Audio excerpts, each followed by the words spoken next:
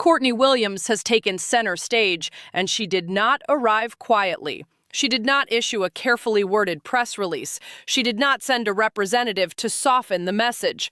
She stepped directly into the middle of one of the most heated conversations in women's basketball right now and said exactly what was on her mind. No filter, no apology, no hesitation.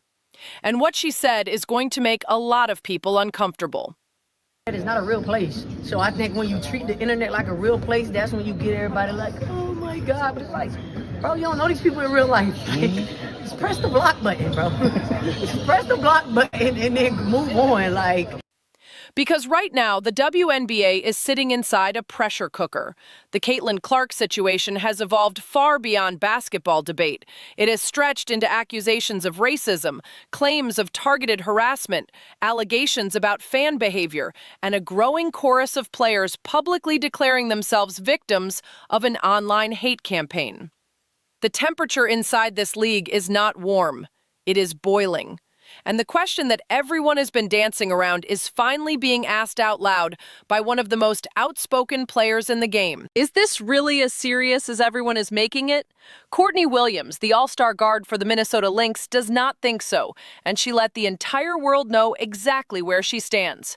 Her message was clear, direct, and brutally simple. If someone is harassing you on social media, block them. That is it. That is the whole strategy. Press the block button, remove the account from your feed, and continue living your professional life. She argued that the constant public performance of victimhood is not only unnecessary, but counterproductive, and she challenged her fellow WNBA players to stop amplifying the very voices that deserve to be ignored. The internet is not a real place. So I think when you treat the internet like a real place, that's when you get everybody like, oh my God. But it's like, bro, you don't know these people in real life. Just press the block button, bro. Just press the block button and then move on. Think about that for a moment.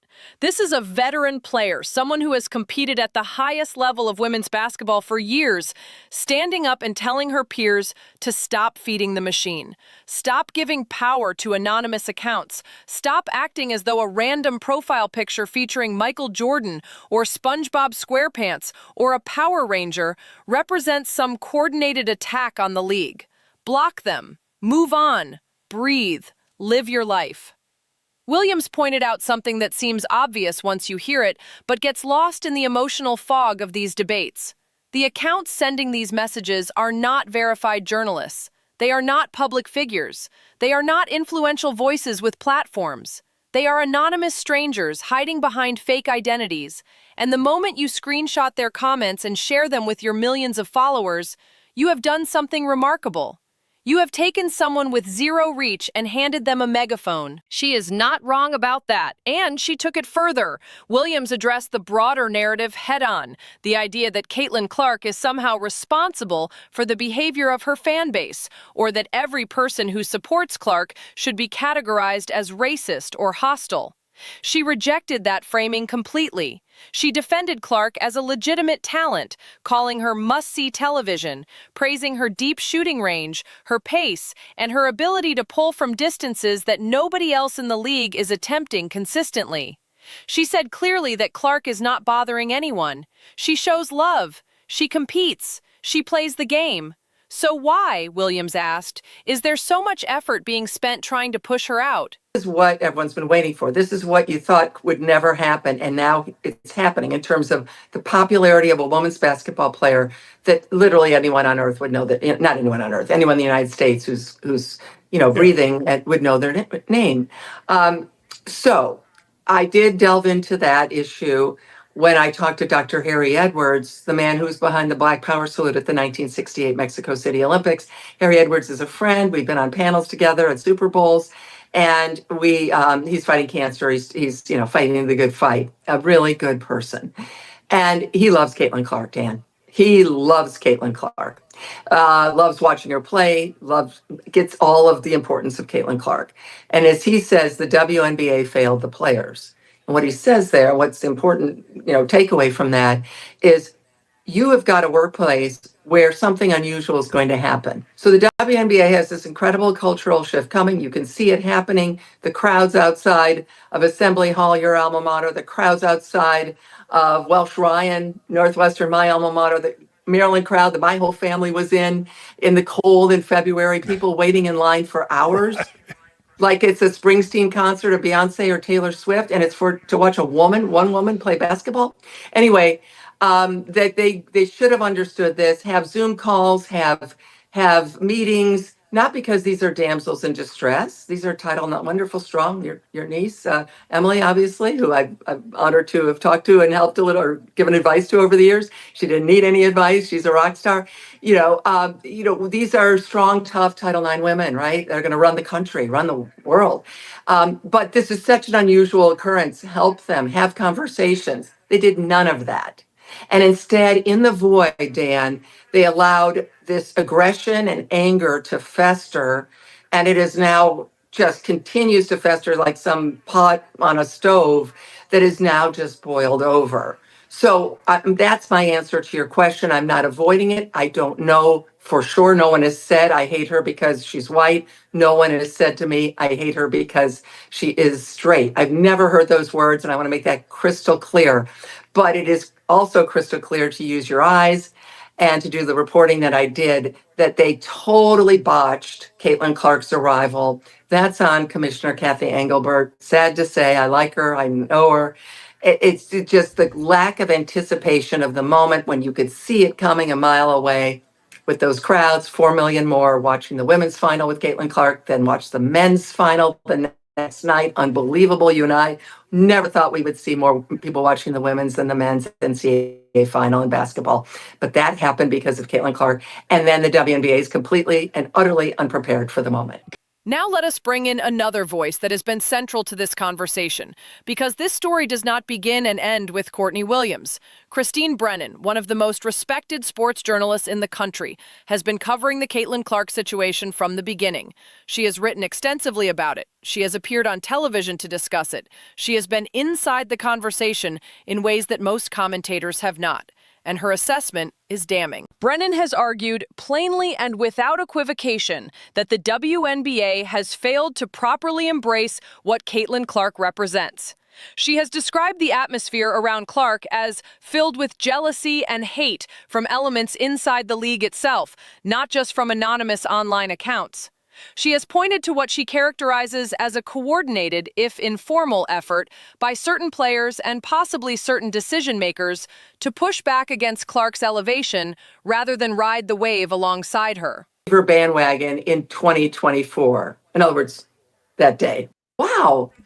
These are the same people who love Caitlin Clark, who couldn't wait to cover every Iowa game. But when Caitlin Clark, Dan, made the turn and all of a sudden the transition is now to the WNBA. All of a sudden, everything changed. Cheryl Swoop was making all those lies. She was 25, 26 years old, took 30 shots a game, was on her 5th or 6th COVID year. Lies that then people defended Cheryl Swoop's lies. Diana Taurasi, instead of saying, hey, welcome, kid. Taurasi's a tough son of a gun and happy, likes being that way. But instead of that, she's saying reality's coming, kind of quick shit, kick to the shins. You know what I mean? Just kind of like, to Caitlin Clark. I'd hate myself if I did that to a 22-year-old who was coming into my industry. Brianna Stewart, no, she's not one of the GOATs, which means one of the greatest. Like there could be 200 of those. Just the constant drum roll of negativity and meanness, and we don't want, kind of like we don't like you anymore. For again, the thing they've been waiting for, and I know this because, as you know, I covered the WNBA, all the way when it began. I was getting laughed at on shows like yours for even talking about women's basketball. Even going there, the callers would come in and laugh and joke, and of course I could handle that. I'm fine. It got no problem covering it. Not that you have to love Caitlin Clark. Not that you have to. Of course, you want to write. If she does something wrong, you write it. Of course, you talk about it.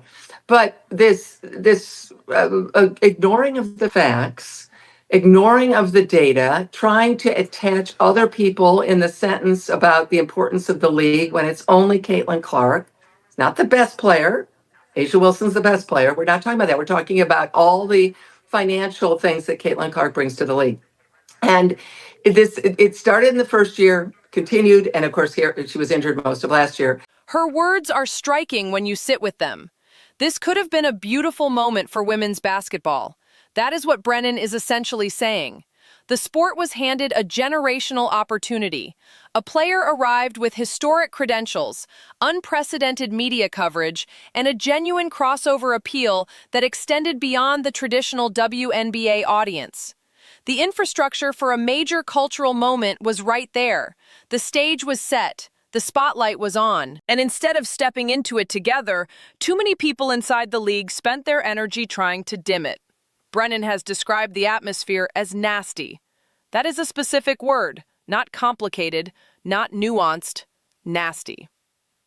The hatred coming from certain corners of the league, from players, from executives, from people inside the organization who should have been celebrating the moment, has been nasty. That is a serious accusation, and it aligns with what Williams is observing from inside the locker rooms and practice facilities. Both women, from very different vantage points, are arriving at a similar conclusion. The WNBA has let internal resentment corrupt what should have been a golden chapter. Now consider the full picture being painted here. You have Courtney Williams, a veteran player who has nothing to gain politically from defending Caitlin Clark, standing up and saying the victimhood narrative is overblown.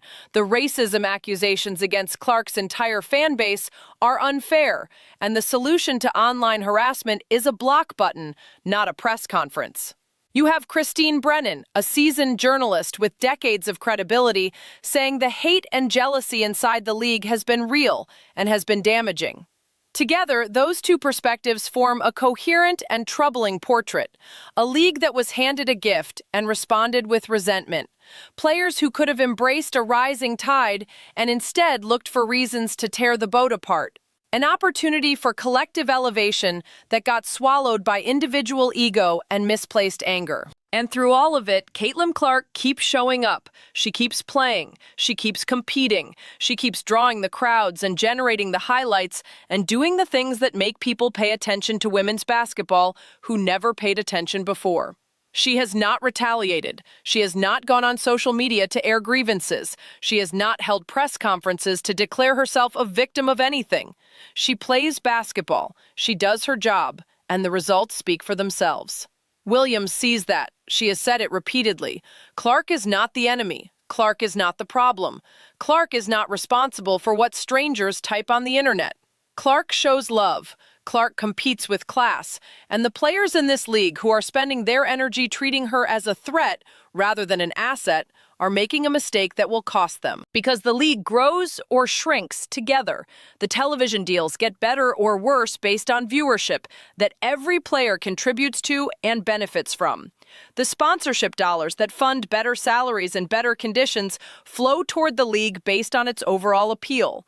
And right now, a significant portion of that appeal is walking around in number 22. Dismissing that is not strength. It is self-sabotage. Williams is making a straightforward argument grounded in professional responsibility. You are in a league. The league is growing. A star is driving that growth. Do not spend your energy attacking the star or her fans. Do not run to the media every time someone says something ugly online.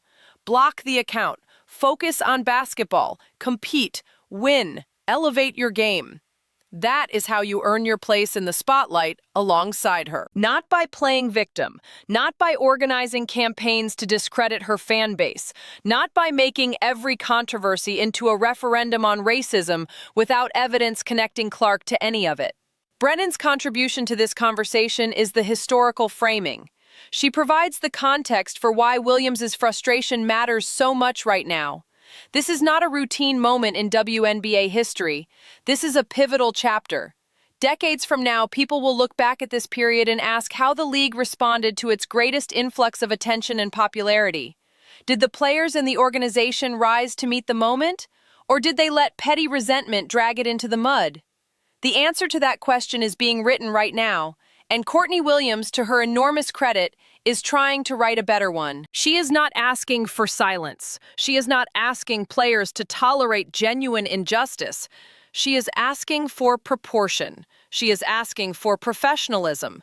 She is asking for the kind of maturity that a growing league desperately needs from its players if it is going to sustain the momentum it has finally, after years of struggle, managed to build. The block button is right there. The bigger picture is right there too. The question is which one this league chooses to focus on, because one leads forward and one leads directly back to obscurity. Williams knows which direction she is heading. The rest of the league needs to decide if it is coming with her.